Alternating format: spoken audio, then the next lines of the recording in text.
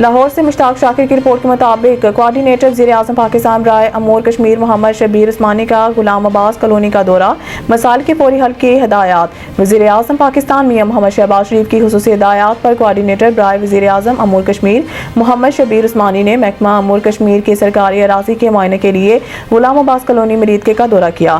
اس موقع پر ان کے ہمراہ ایڈمنسٹریٹر جموں کشمیر عبداللہ جان بھی موجود تھے۔ دورے کے دوران کوآرڈینیٹر شبیر عثمانی نے غلام عباس کالونی کے مکینوں کے مسائل کا جائزہ لیا اور ترجیحی بنیادوں پر ان کے حل کی ہدایات جاری کی۔ کوآرڈینیٹر وزیر اعظم نے غلام عباس کالونی میں سڑکوں کی تعمیر اور دیگر بنیادی مسائل کے حل کے لیے فوری اقدامات کرنے کا حکم دیا۔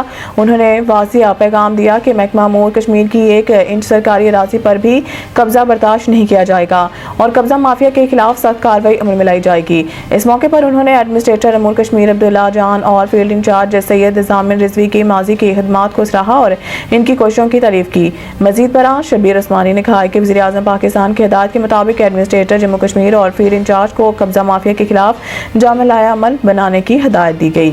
انہوں نے جموں کشمیر کی سرکاری اراضی سے بروقت رینٹ کلیکشن پر بھی زور دیا تاکہ اس سے حاصل ہونے والی آمدنی کشمیری عوام کی فلاح و بہبود پر خرچ کی جا سکے۔